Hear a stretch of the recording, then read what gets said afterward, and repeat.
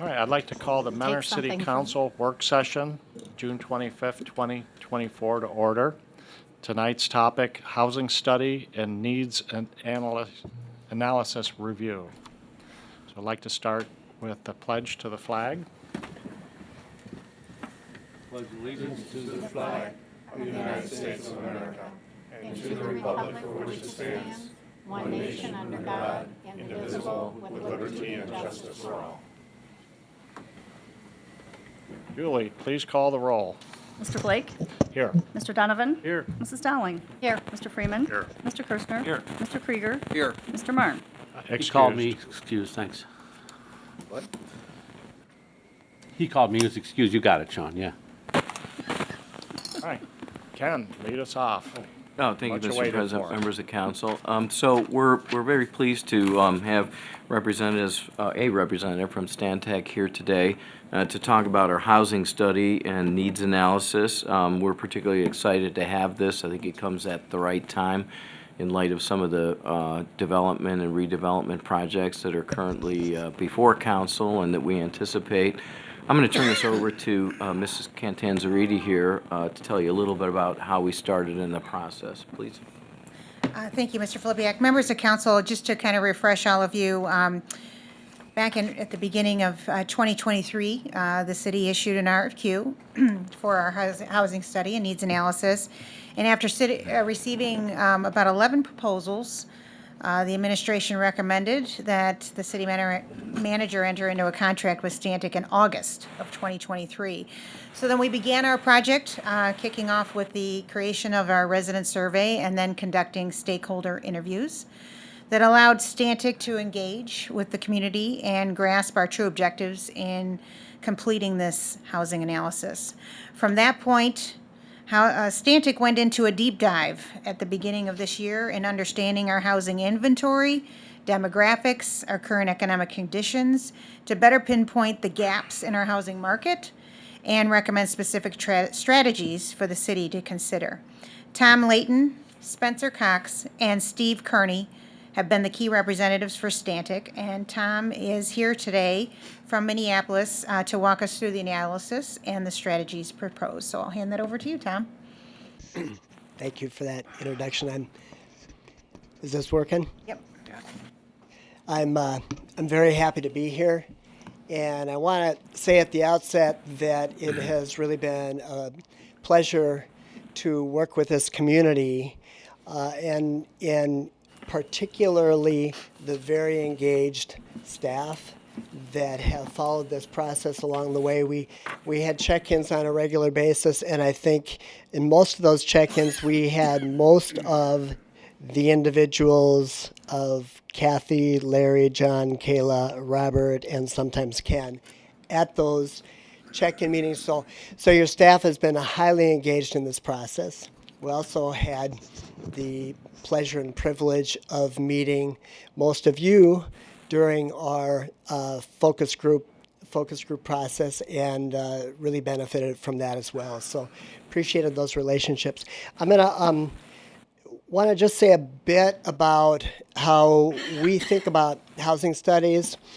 First of all, I don't know, my background is in both planning and economic development and real estate analysis. So, as is my coworkers, so we come to this with this mix of expertise, and also with an understanding of how important housing issues are, and they're important for Mentor, and they're important all around the country. So we have really been investing intensively in the way we approach these. We feel that we, in our analysis, are able to go to identify current conditions, housing inventories, housing needs in a more current and accurate way than many of our competitors. And more importantly to me, we put a lot more emphasis on the so what question. So you understand this is your basket of needs. You understand that Mentor has a lot of great things going for it in terms of its housing inventory and in terms of its community but have identified some gaps. What are the best practices for addressing those gaps and bringing a diversity of housing that meets your particular needs? That's also an area that we've invested a lot of time in that process of learning how to tee up strategies for your consideration. So my direct job today is to provide you sort of a high-level overview of the work we've done, give you a chance to see some of the key findings of the analysis, to tee up for your consideration menu of strategies that can be considered for meeting some of your housing needs and goals. I also like to think that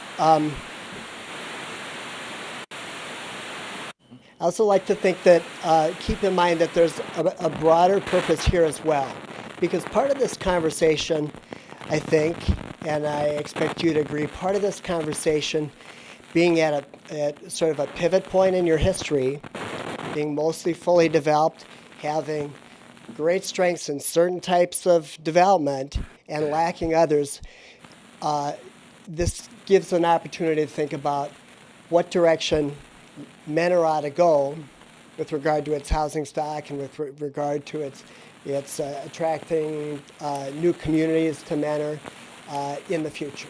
So it's a little bit, those bigger questions I think it also calls out. So I understand this is a work session, so I invite you to interrupt me. I've put together some slides that will allow me to, again, at a pretty abbreviated level, talk through some of the analysis, some of the high points in the analysis. Then we'll go to the menu of strategies that we've put on the table for your consideration, and we'll have some suggestions for you about how we might want to sort of make sense of this broad mix of things that you could do. So that's the direction we're going today. And I think we could advance the slide. So this is the outline of the entire study, and those pages won't be accurate to the abbreviated version that I put together today. So you can go to the next slide. The study starts with an introduction and executive summary, and I hope and encourage all of you to read that. I think that really does deliver the high points. For the purpose of today's presentation, I'm actually going to largely skip that, except for one slide, and I have teed up two observations in each category of the research to show instead as a way to move through that. So, Larry, if you could advance to the one this one here.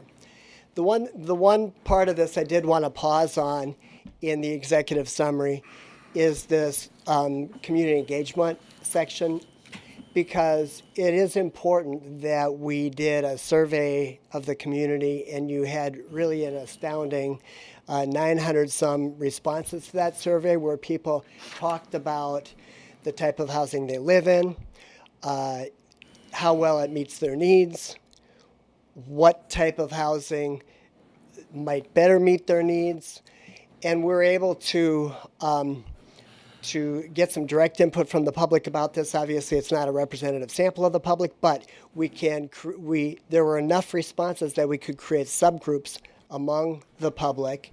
For example, seniors. For example, people who live outside of Mentor.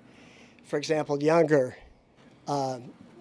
residents or younger folks, and pull from that what they see their current housing situation as. This was a major point of our community engagement. The other was these focus groups, and the focus groups, as you know, included yourselves, also included stakeholders in Mentor, business owners, and developers. Learned a lot from those stakeholders. So you can advance, Larry, if you don't mind, to keep going.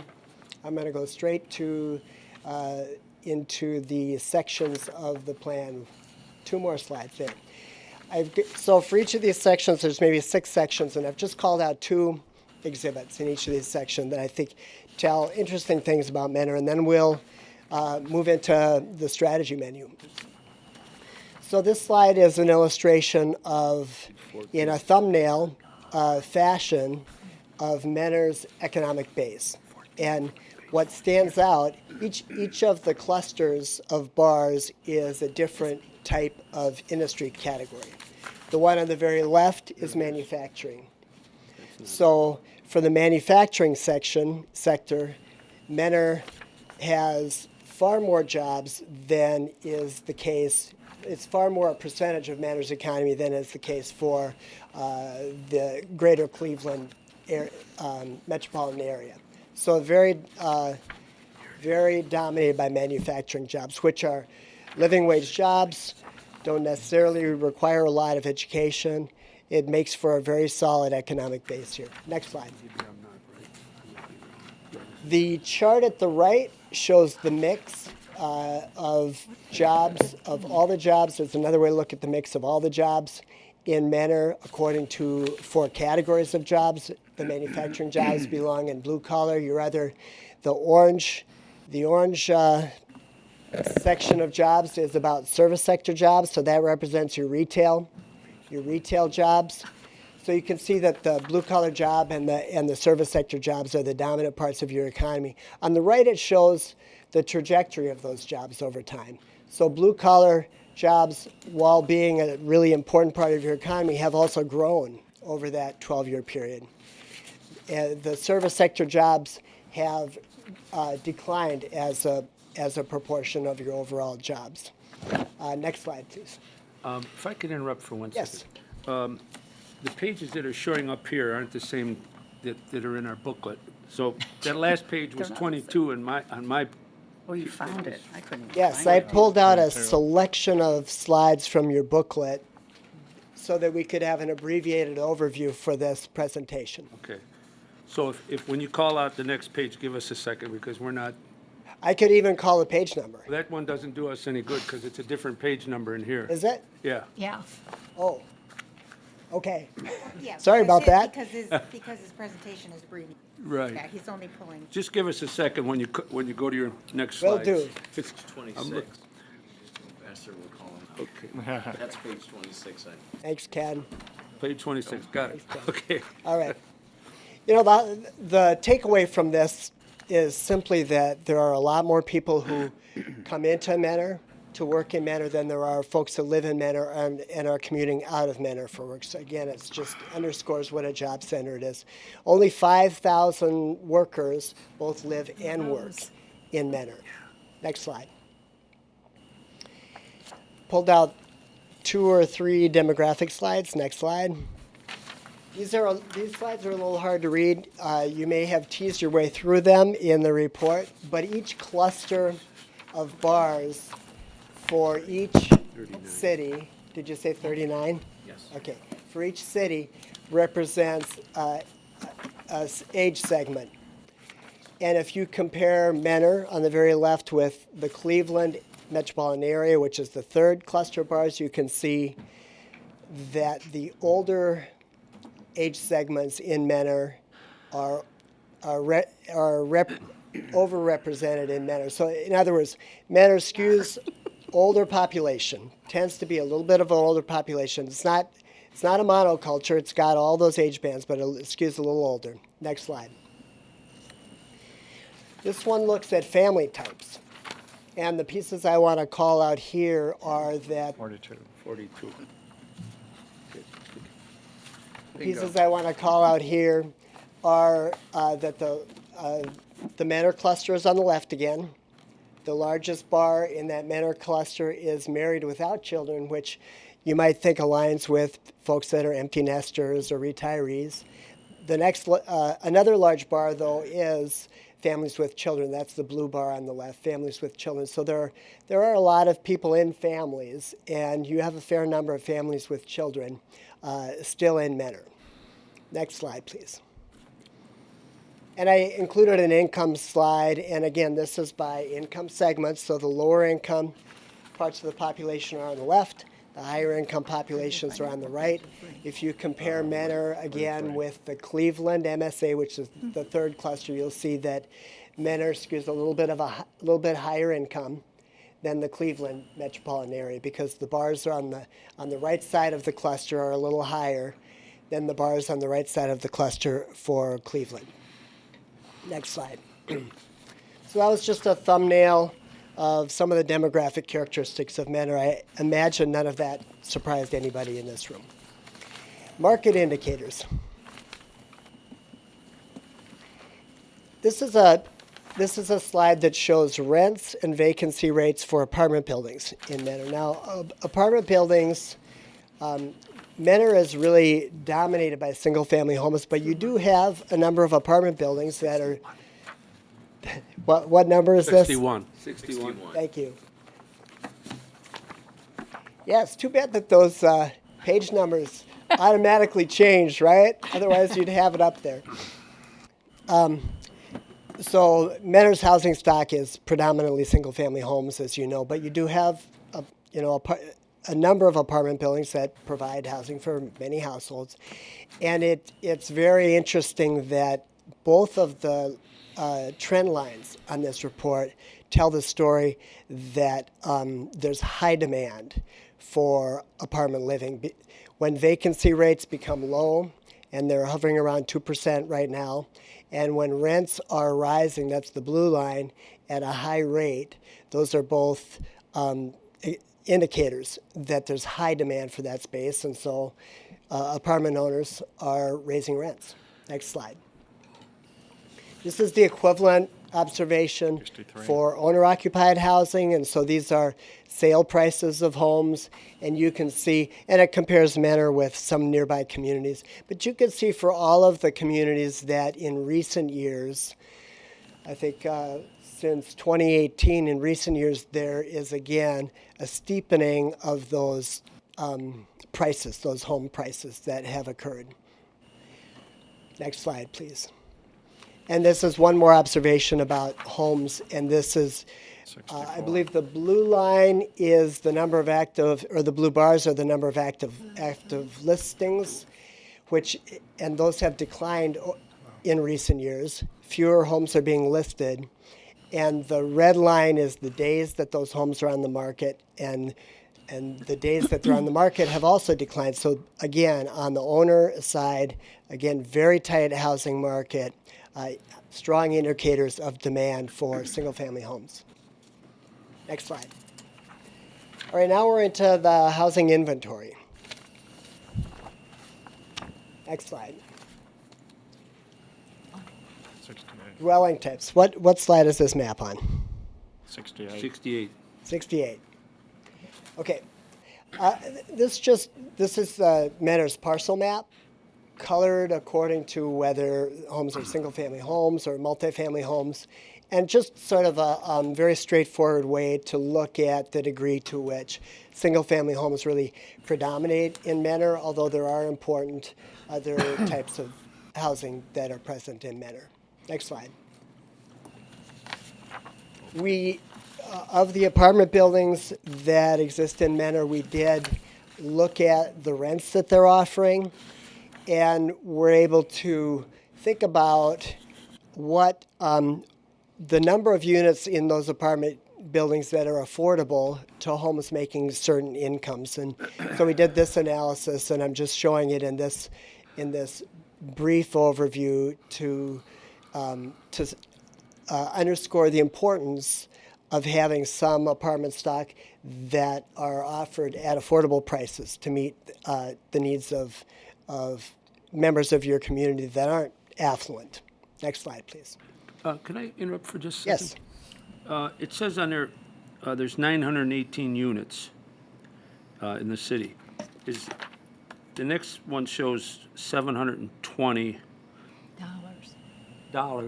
Is that, what is that Average. average?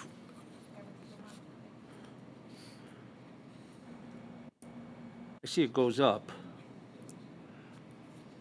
See where it says 4, right there? Yes. I don't have that in front of me, so I am having a hard time answering your question whether that's the average price at those There's nothing in the way. income So how can I rates Way too or whether those are affordability thresholds. I'm sorry, I can't read it from here, and I don't have it right in front of me. Okay, That's a question I can get back to you with. okay. As it moves along, the prices go up. It looks to me like those are average prices at different bedroom sizes. But again, I'm not confident in that. And I will also say the chart isn't well enough labeled. I think it just, If we can't figure that out, the chart isn't well enough labeled. So that's something we can go back nothing here. There's nothing and at tune up for you. 720. Well, it may mean that there's 4 of them within this group that fall under around 720 a month, and then as you go up the line there, if you add- 276 would be $866 a month average. Yeah. And then the majority are at 1,200 a month. It Or- could be that there are only 4 efficiency units. Right, or studio, or same thing. Right, Okay. right. I think that's what I was looking for. Let's guess that's what it means, and we'll verify it later. Okay. Thank you. Next slide. And we did spend some time thinking about senior housing, the inventory of senior housing, and actually, if you've read the whole report, you know that we did a demand analysis for senior housing as well that came up with some pretty interesting findings. I think I have a slide on that coming up. Next slide. So one of the ways that we get very detailed about the housing in your community and how it meets the needs of your community is we take your entire data set of parcels that are residential parcels, and we take all the information we can develop about what certain parcels are renting for, what certain parcels are selling for, even up to the current moment, what CoStar is telling us the apartment units are renting for. We hack into Craigslist or apartments.com to download their information. And every specific data point we have, we attach to one of the parcels, one of Mentor's residential parcels. From that information, we estimate bedroom sizes, value.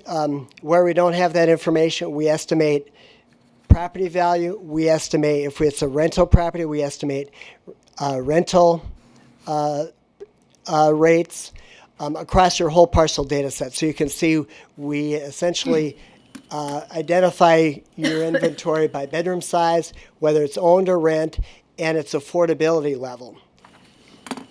We go back and we do the same with your residential households.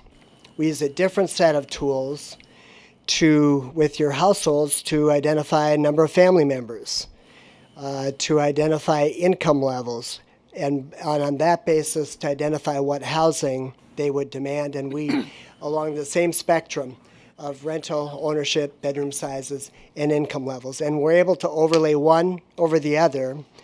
And this chart is the outcome of that analysis, where numbers that are negative show that's a segment where there's a deficit of existing housing based on your population's needs.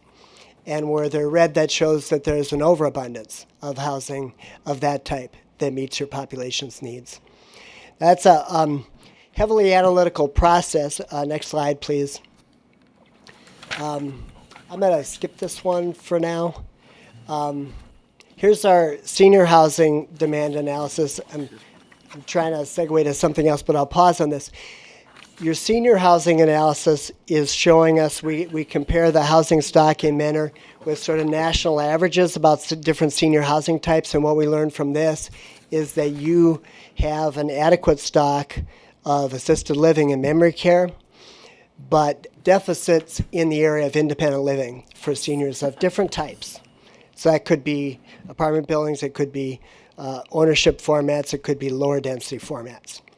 Next slide. Okay, next slide.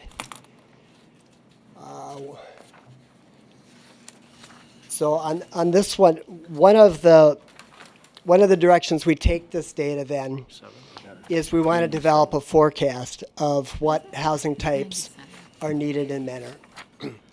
And this is, the assumption on this chart is that Mentor can capture, someone can correct me, I can't read it off this chart, but I believe if Mentor can capture 20% of Lake County's growth over the next 10 years, that, which we believe is possible with some policy changes, then that results in a certain amount of 10-year growth.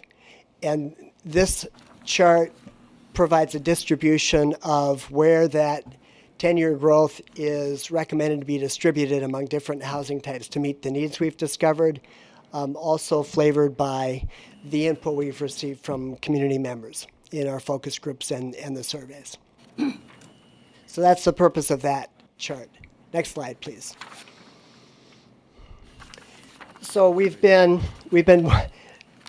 walking through some of the really data-oriented parts of the analysis, but we also, in our focus group conversations, learning from developers, learning from yourselves, learning from stakeholders, we got a lot of qualitative input on what folks see the needs are, who's having trouble finding housing in Mentor, and this is sort of the counterpoint, in my view, to the qualitative data.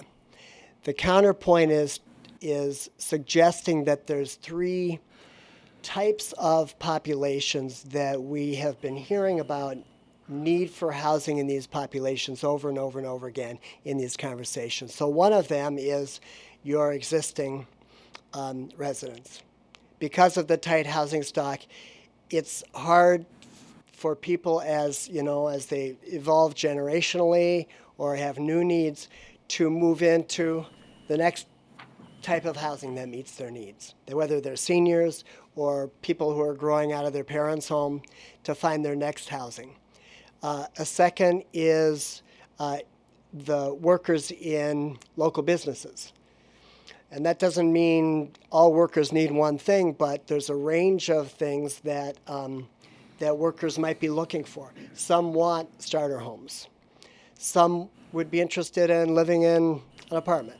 Some really want that upscale apartment living that's near shopping and those kind of things. So those are a population that can be supported as you're thinking about housing going forward. And a third one is, as an aging community, wanting new families to move in. Some of this is going to happen organically anyway, as people age out of their homes, to be thinking about inviting younger families or younger couples. And what does that look like? What are the housing formats? And again, it's not just one format, but what are the housing formats that meet those needs? So I think to be thinking about household typologies that you want to welcome to Mentor and be thinking about as you develop your mix of, goals, I think is equally valid. And I was going to say one more thing on this slide. I'm aware from talking with Kathy and others that this study is happening before you might engage in another comprehensive plan for Mentor. These are the types of sort of big picture thinking about what's, who do we want to be, how do we want to evolve, that I think can start to, be a foundation to build on in that next effort. Next slide. So now we're into the housing strategies, and my goal here is is to talk about each of these pretty quickly, so that I'm at least explaining what each of them means. But I want to get to the point of conversation and get some of your input on this. So I might move pretty quickly. Still, if you have a question, if something's not clear, you want to ask a question, please do. I'd like to find the page. What page is this on, Ken? We're not finding it. I don't see it. No. Oh, it's a little earlier. This one's out of order. Oh, okay. 98. 98. 98. What I wanna say on this slide is, when we're working in data, even if that's qualitative input, and then we start to think about strategies, this is the segue from what we've learned to what strategies make sense. We want to understand what challenges does this help us to see. What are the needs that have been identified, and what are our opportunities? So if you read through those needs, I think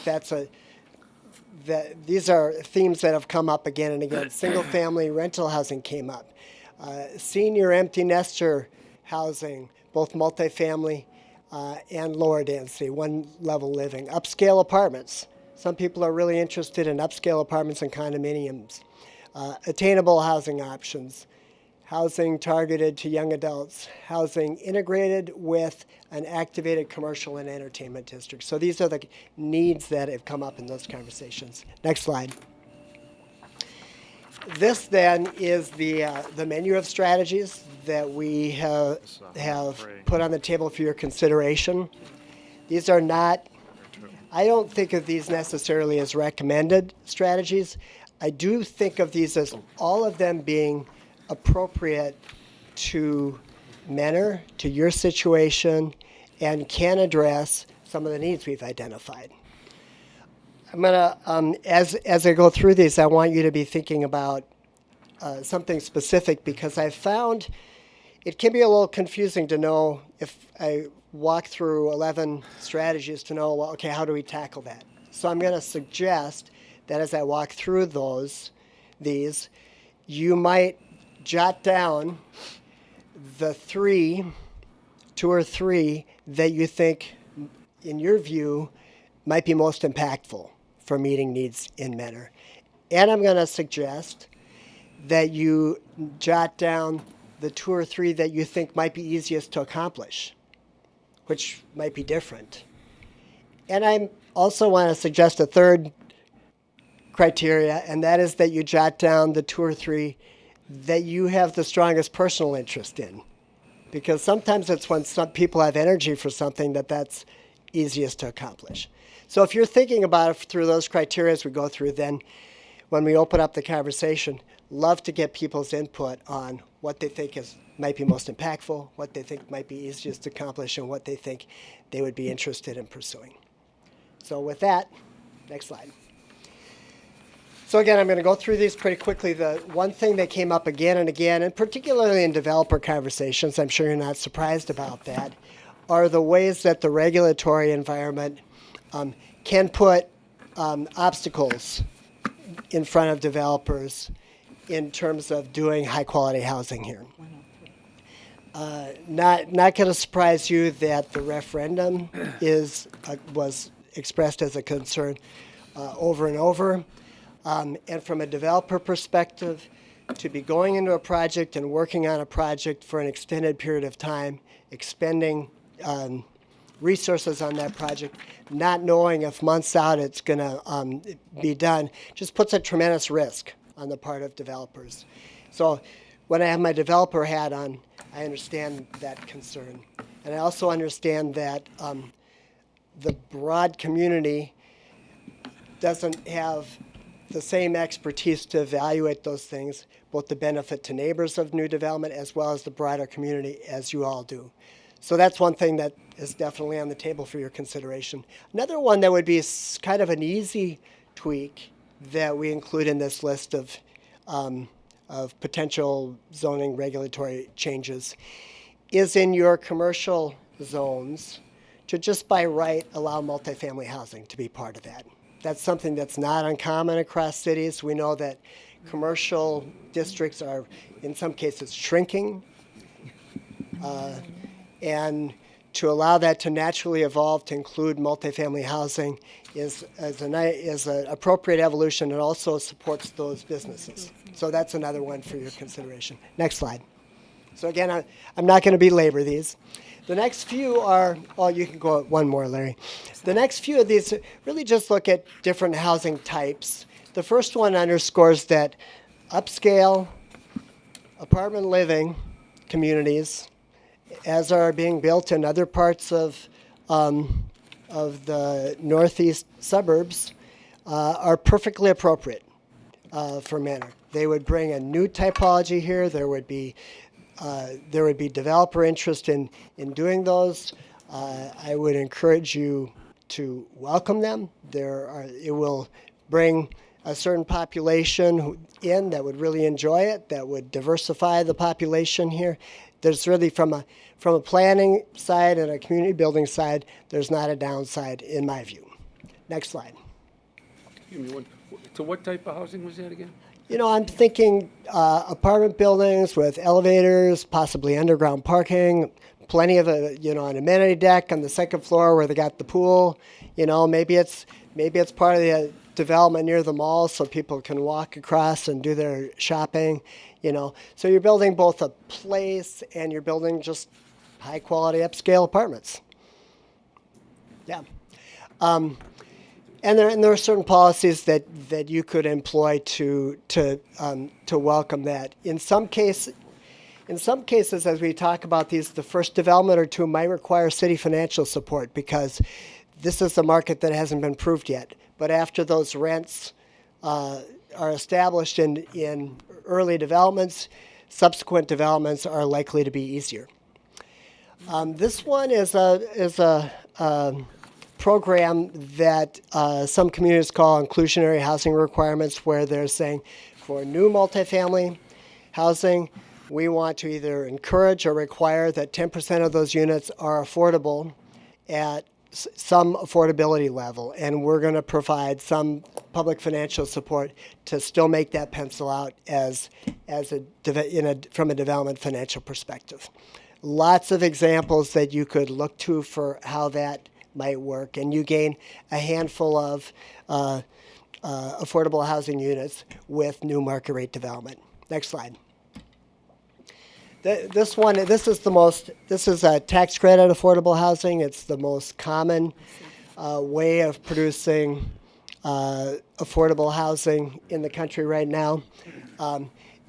The housing units are priced at a lower level of affordability. This is for low-income folks. They're priced at 50 or 60% of area median income.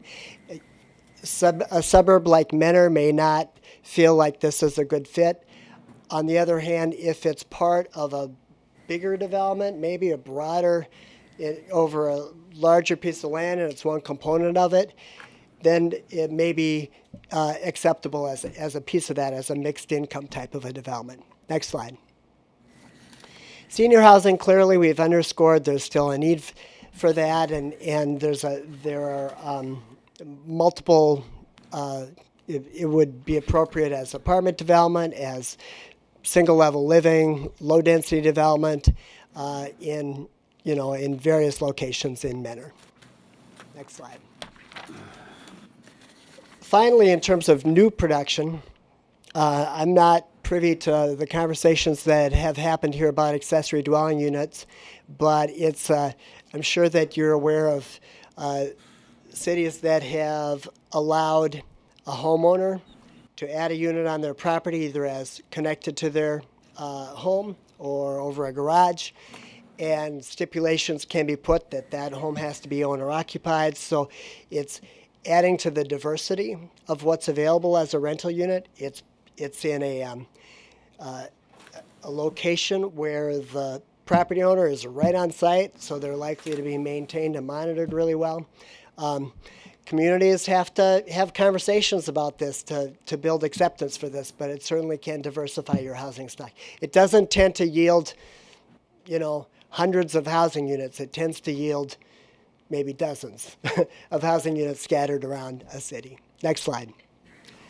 So those were the production strategies that are teed up for your consideration. There's a few preservation strategies. Your existing apartment buildings, as we discussed, tend to be older housing stock. These are naturally affordable for people who are earning modest incomes. So they have value in your community from that perspective, which is not to say they shouldn't be kept up or renovated, but there are different mechanisms that communities have employed to support reinvesting in those buildings so that they endure and continue to serve that function. So we've got a few different models outlined on this slide. Next slide, please. Community land trusts can either create a brand new home or preserve a home that and buy down the price of that home so that it is affordable to and made eligible to families that are at a lower income level. Those families, there's a deed restriction put on the land trust itself tends to own the property under the building, so that family is only purchasing the building, which makes it less expensive. There's a deed restriction on that property so that they don't gain all the appreciation a typical homeowner would, but they gain some appreciation before they resell that home to another eligible homeowner. Next slide.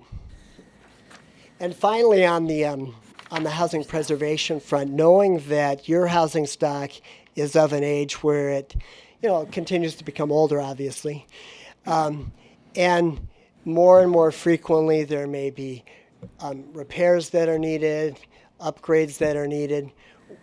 As you think about ways to expand support for homeowners and for homes that may be falling into disrepair, you're accomplishing two objectives at the same time. You are maintaining a housing unit that has value for other, over the long term, and you are supporting a homeowner to stay in a home. So there's multiple values for homes in this regard, and there are different models you can consider. Next slide. The final category that we talked about were place-specific strategies, and just called out that you've got some specific locations in Mentor that are your ripe opportunities for doing something that can integrate some of these housing types, diversify your housing stock, support the needs of some of these identified populations. One of them, of course, is at the mall. I don't think I'm going to say a lot more about that, but just that you have a lot of opportunity to ask for really high quality development here, and to inform that conversation with some of that diversity of housing you'd like to see be part of that redevelopment project. Next slide. And I think this is the final one we've got in terms of site-specific strategies, and in our work with your staff and looking at your community, we're aware that you're not running low on redevelopment sites. There are quite a few infill sites that are still available in different parts of the community. Kathy knows I've tuned into some that I've been talking to her about as interesting opportunities. But to see that and understand what can we do to make it easier for people to take on these infill sites is something you could put a focus on. Whether that in some cases does involve some city financial support that can bring a return, even a fiscal return, or whether it's paying close attention to those regulations that are impediments and trying to ease the path in that way. So I think that's the last slide. There we go. So I know that was quick, and all you heard was me talking. So hope I didn't put you to sleep. And this is your meeting now. You can talk about anything you're interested in, ask questions about it. But again, I would be very interested in conversation about the strategies, and in particular what things that you think might be particularly well suited to this community. I tell you what, let me lead off. We have before us at council a rezoning on Atkins. Yep. And within the context of this, I read one of the strategies was if you build upper end senior housing more dense, you drag people out of their 4-bedroom homes, which create opportunities for people to move up. And I thought that was really good. Could you speak to that if you have anything to I add? appreciate that you tuned into that because that's the case. Meeting the needs of seniors in any number of ways, if you give them an attractive location to relocate, you are loosening up your housing stock. Yeah. So how do you get people who build in your community to look at this and say, okay, we'll go along with this? Yeah. Because for years, we've been sort of locked into people wanting to build single-family homes. Yeah. I mean, so if we want townhouses, is this, how do we encourage them to build something other than single-family homes, which is a big moneymaker? Sure. And it is, that is the art of working with the developer community. I mean, if something that comes out of this plan is a, city endorsement of some of these goals, that's all by itself a message to the development community, and it can interest developers. Like to work on housing types and in communities where they're wanted, and developers that are building those types of housing that you're looking for will be attracted to coming and proposing something. Now, I'm sure you all have probably observed that there are a few dominant housing types that get built on a strictly market basis, and many others that don't. And so, to some degree, that's always going to be with you. So, to be thoughtful about a willingness and where it makes sense to provide some support, some incentives to get product that you're not getting, if it's meeting true community needs, and if you can show that, look, in a 10 or 20-year period, we're still getting a payback from this, and we're getting this badly needed housing type. So my point is, I also think that, to be very direct, that the conversation about occasionally having to incentivize something is a conversation that should happen if you want to diversify your housing mix. Well, I think what we're faced with a lot is we've got a couple national builders, and they look at Mentor as like, we love to build there, but we want to just build the same thing, single-family homes. And then we've got a lot of really, really good smaller builders, but they can't afford to buy a whole farm piece. And I guess that probably leads back to like the Dodd-Frank bill, where it changed, how lenders lend. And that sort of freezes the smaller home builders out. But I think it also freezes out the people who would potentially do townhouses and some of the more diversified housing types that you see. So. Yeah. And where a builder owns a piece of property where it's zoned for single-family homes, they don't need anything from the public, then they're going to build what they want to build, right? So you do have more leverage on properties where do they need new streets? Do they, is a part of their property publicly owned? Those are other areas where you have more leverage. And those areas where there is that leverage, you want to tune into those and say, these are key resources for us because we don't have this situation everywhere. We want to be more intentional about what happens at those locations. Thank you. Yep. Council. Mr. President, just following up on your comments, I think in 30-some years that I've been with the city, I don't think we ever had a developer come in and said he wanted to do underground parking and upscale apartments. It'd be wonderful if someone did, but usually it's the other way around. We can't do this, we can't do that. And then with respect to the referendum, it's sort of a catch-22. The referendum ensures that people are going to have some money in the game in order to come to the voters. They're going to have to put a product out there that the voters will support. Without the referendum, they throw it against the wall and see what sticks, and if it doesn't work out, they sue us.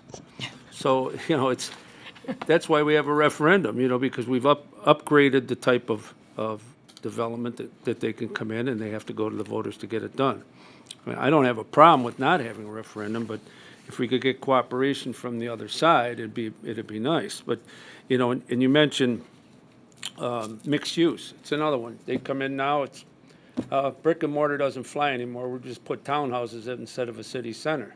So we're sort of stuck with this problem because we've been struggling with trying to get upscale, a definition, if you will, of upscale apartments and what that means, or housing developments. There isn't a councilman on this council that lives in a development where all the houses are different.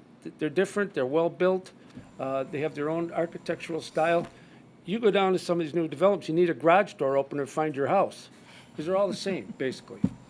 So, and they're getting $500,000 a shot for them. So where do this is the problem we have, is where do we want to have affordable housing for people to come in, but the new kids coming out of college or just starting a family, they can't afford these houses. And how far do we go down to where we build smaller, affordable houses, which probably doesn't exist either. They build smaller 2-bedroom houses, you're still going to pay $300,000 for them.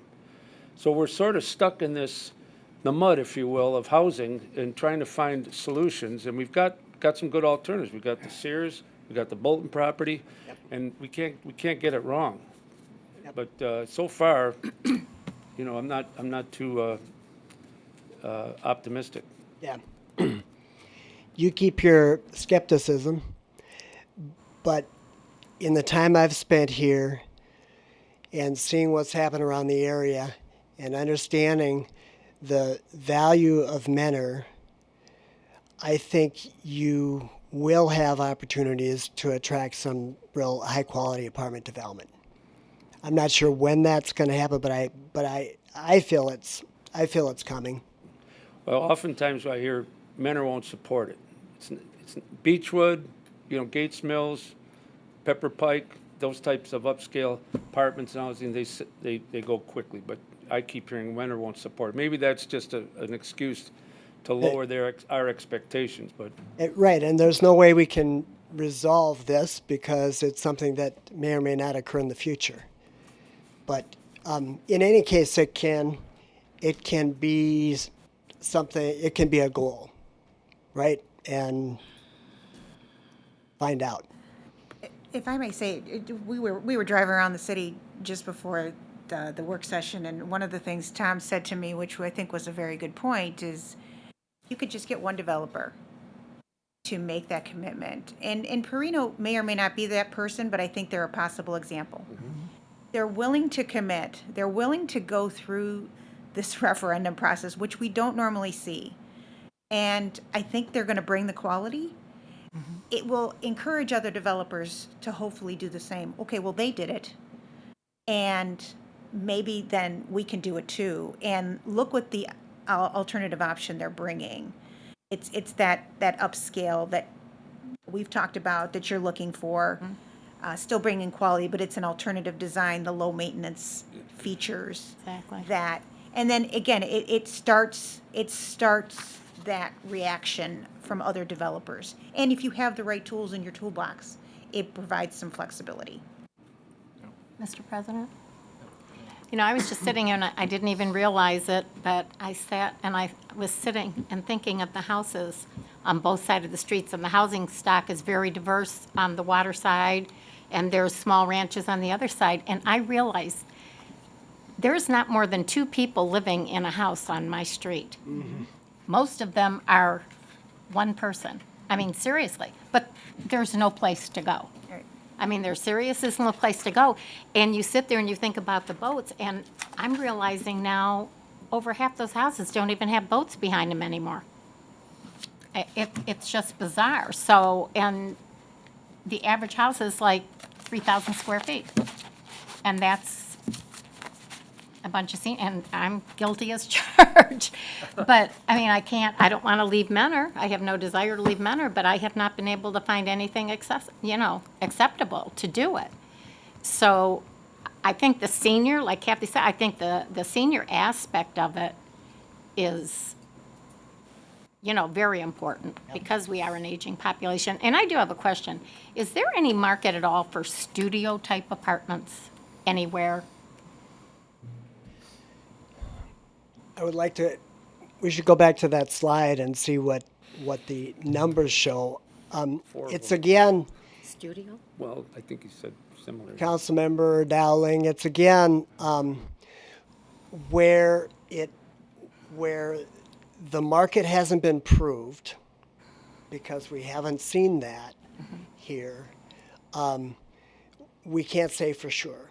Okay. Now, the way I would look at that question, though, is I would go to the kind of upscale apartment development that is being done in other locations, in other suburban locations near here, and I would look at their bedroom mix. And we probably have that information in our data.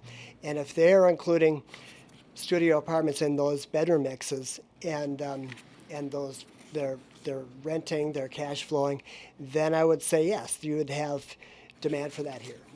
Because I think it really is true with like the workforce, especially in manufacturing. I think a lot of companies use temps, and we're not seeing temps from Menor or from Willoughby. The temps are coming in from Painesville, Euclid, and as far as Cleveland. And truthfully, with the Lake Tran, it's been helpful. It is. I have the bus go by, so they can't live close to where they are working. And that is an issue. There's no doubt about it. Yeah, I just have one last comment.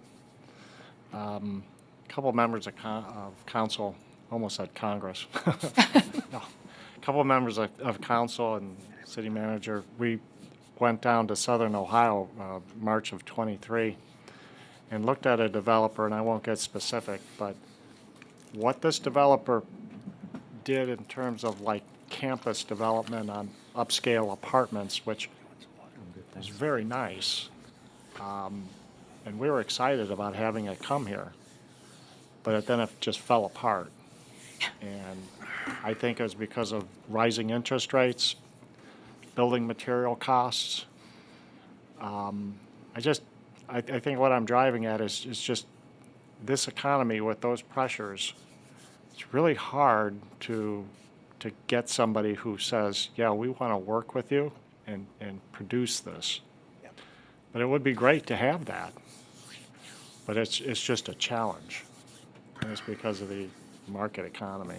I mean, that's a great comment, and I don't want to minimize that at all. But one of the things it says to me that it's true that there are only, when I do this work in different locations, different cities, and I'm talking to developers about a site or a downtown or a location, I'm not looking for a consensus that the development community thinks this can happen.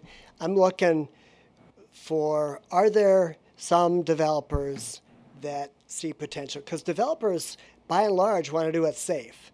By and large, they want to go where it's already been proved. They want to do it safe, But there are certain developers that have created those kind of activated upscale environments in different places, and so it starts to become safe for them, and they're willing to entertain that in another location. So good on you that you took a trip to look at that. And the current interest rate environment isn't always going to be with us, and but again, if that's part of your goal in an ongoing way, you're probably also going to need to be willing to provide, on the first development at least, some city financial support, because it is risky for someone to prove a brand new market.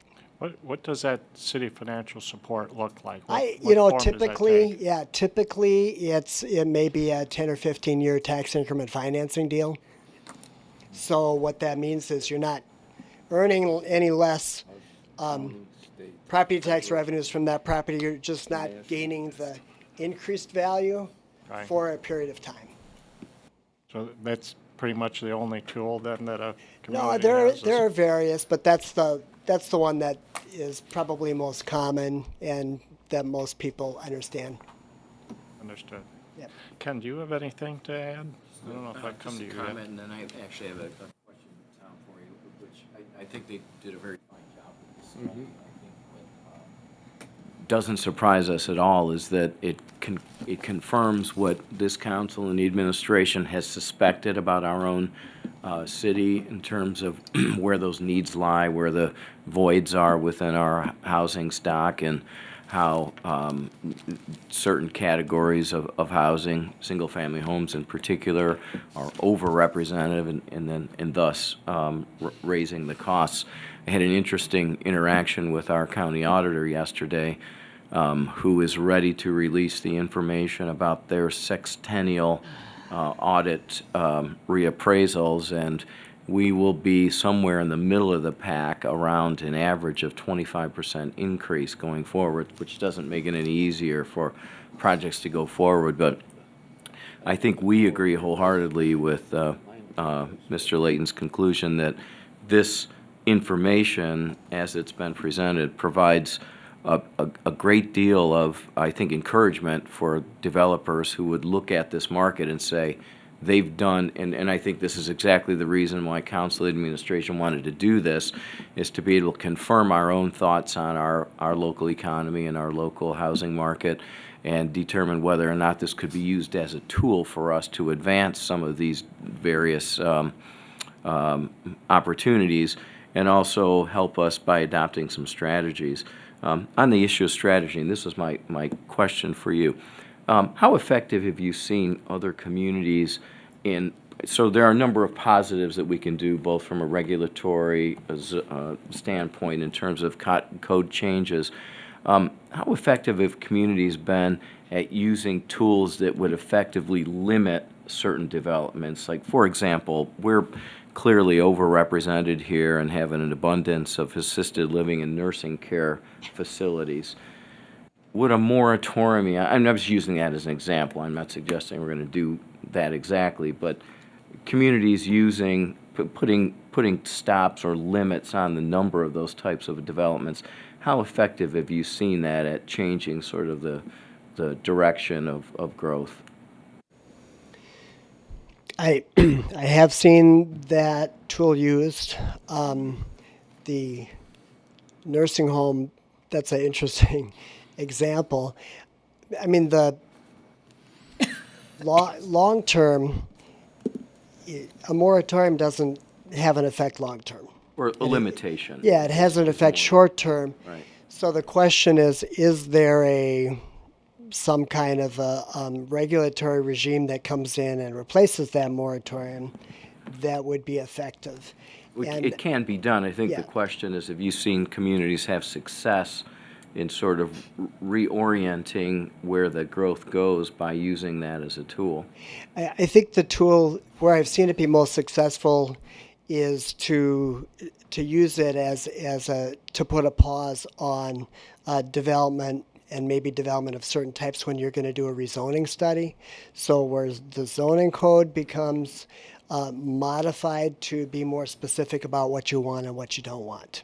So in that sense, you've got something that backfills that moratorium. That another way it might be used is if you are putting in place development guidelines or standards. So I could see it being used in that situation as well. Mr. President.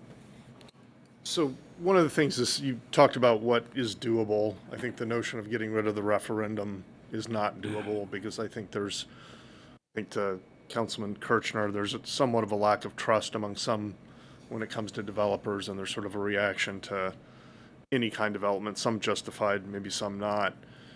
But I guess in terms of those communities, one, I guess I have two questions. One, in terms of the case studies that you're presenting, are these relatively recent strategies, 5 to 10 years, in which we don't necessarily know how they play out in 20 to 30?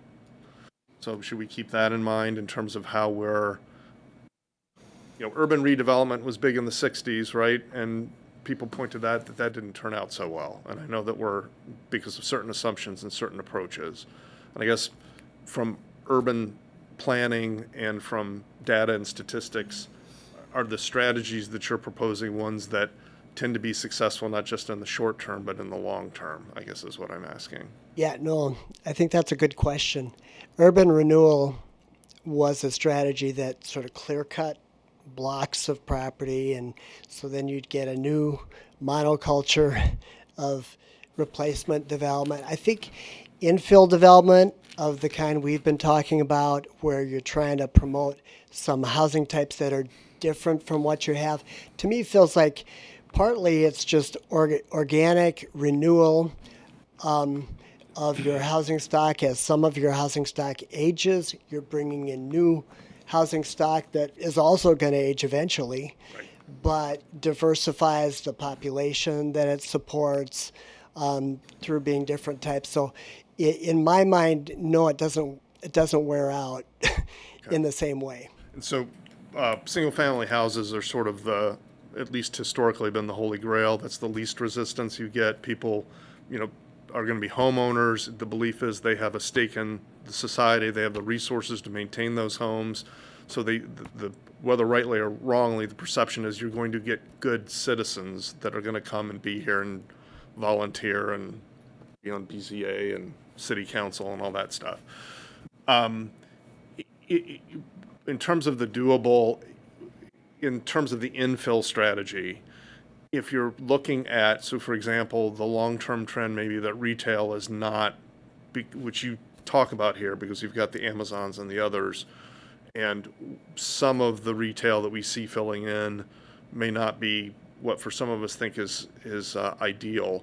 Yep. Whether you, as you think about changes in zoning, that finding pieces of property that are currently retail, right, that are commercial operations, that you focus your efforts, your change in your code, and if necessary, assistance, is that where you're more likely, as you've seen, to get not only wins in terms of getting actual building of new housing, but less resistance, right? If we're building high density in a single family, we're going to get quite the reaction. So I guess the question is that looking at what are currently our commercial zones and being more flexible about what we let in, particularly in those areas that are under stress, is that historically more of a doable and a winning strategy? No, I think you're right. I think from a community reaction standpoint, it's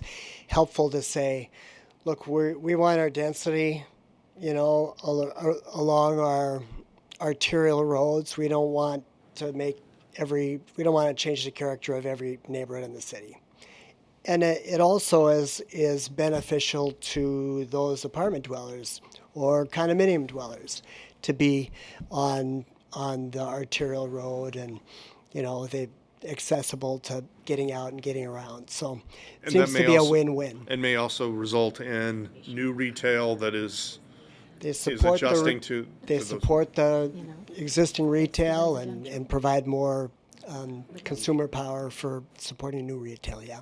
And then my last question is, when doing, one of the things that we sort of discussed amongst ourselves is there's certain things that we have done historically to assist in redevelopment or development. Is your general sense is that if you venture into new approaches, the expectation will always be there, and you should be prepared that that's going to be part of your toolbox, and you're not going to be able to claw back or move away from certain things that you had not done before, that you should be, that if it's important, you're going to have to be prepared to do things that maybe are not, I guess, once done, have you seen that it's always something that's expected by developers if you want to maintain the momentum of redevelopment in particular? I don't think so. Like, let me give a concrete example. If the city prioritized a particular privately owned set of land holdings and approached those landowners and bought those properties at a price they were all happy to sell it to. So the city did the assemblage of a particular area, and then attracted a developer to come, and now that that hard work has been done, developer to come and do a really nice development there. I don't think a next developer would not see another opportunity in the city or would like wait till the city did that again for a next developer. Okay. They're by nature opportunists, so Okay. That's helpful. Yeah. Thank you. Good. So, anything else, Council? Ken? No, well, of course, we appreciate the hard work that went into this, and I know that Absolutely. council has given a lot of their time as well to contribute to this. We'll spend some more time together working on this and the strategies, but we appreciate what you've given us. yeah, thank you. And Thank you. this was really an excellent conversation. Thank you, and it's very in-depth, and we could tell that you put a lot of time and study into this. So appreciate it. Thank you. Thank you very much. President, I'd move to adjourn. Second.